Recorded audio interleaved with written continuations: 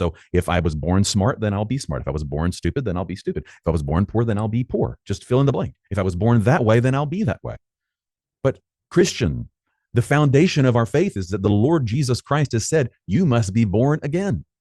He wants a brand new life, not a new version of the old life, but a new kind of life, resurrection life that's going to eventuate in terms of what Jesus has done and how it's working out in you. It's going to come to fruit in the resurrection of the dead in the last day. But until then, you're already living in the power of Jesus's own resurrection life. You are in him, he is in you. That's the way this is supposed to work. So why in the world would you draw a line anywhere in your life and say, God stopped there?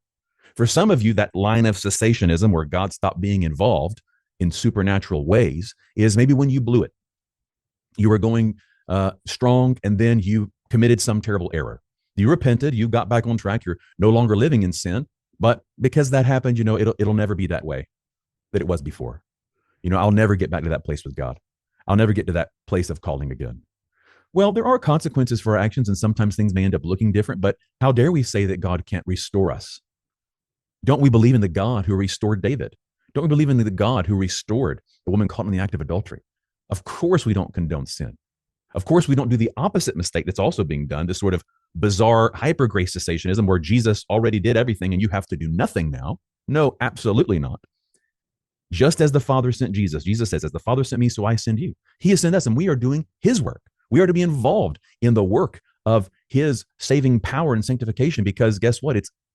We are the ones who are called to work out our salvation by fear and trembling because it's God who works in us, willing to do according to his good pleasure. We're working together with God as he works in us. We cannot at any point, whether it's the time of our birth, the time that we blew it, the time that we failed, we cannot draw a line there and say, well, that's where God's line of acting in my life was drawn.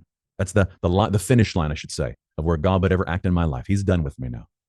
When you do that, you are allowing your past and the things you've done to be greater than God. You are believing in your own weakness more than you believe in God's strength. You have greater faith in your failure than confidence in his capability. And you got to stop it. You've got to stop it. You cannot let your past determine your potential. Now, without God being involved, if we do some horrible thing, yes, probably there's no coming back from that. Without God being involved, if we're born a certain way, we're going to stay that way, almost certainly. Without God being involved, whatever we were born into is probably what we're going to stay in. That's just, even statistics will prove that out. That's probably what's going to happen. But if God is involved, how much more should we never throw away our potential because of our past?